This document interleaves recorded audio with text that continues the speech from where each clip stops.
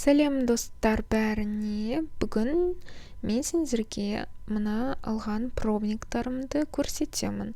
Бүгін мен The One Everlasting Sink тональный кремін қолданып, және өзімнің әсерімді айтамын. Ең алдымен бетімнің бір жартысына праймерді жағамын.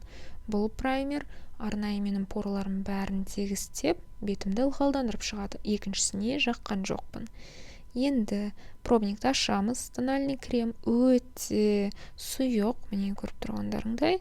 Оттенік түсі яғни маған келген жоқ, бірақ соның арқасында біз бұл тональный крем қалай жұмыс істейтінін жақсы көреміз.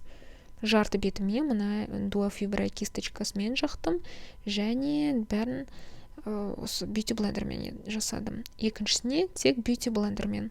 Бақап отырғандарыңдай, бьюти блендермен өте жұқа қабат жағылады, ал кисточкамен өте қалың қабат жағылады.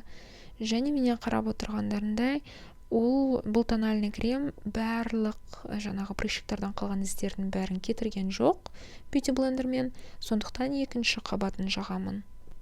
Міне қарап отырғандарындай, кисточкамен өте қатты жақсы қабат шықты, ал бьюти блендермен өте жұқа қабат, бірақ екі слой жақтым мен.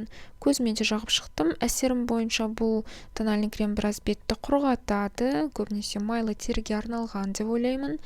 Бұлай плотность покрытия дейді, сонысы орташа. Бірақ бьюти блендермен жағатын болсандар, екі слой жағу керек. Сосын пораларымды біраз құрғатып тұр, яғни егер құрғақ жақтар болса, оны міндетті түрде көрсетіп қояды. Осылайша достар, менің тональный кремнен алған әсерім осындай. Назарларыңа рахмет. Лайк басып, каналыма жазылуды ұмытпаңдар. Сау болыңдар.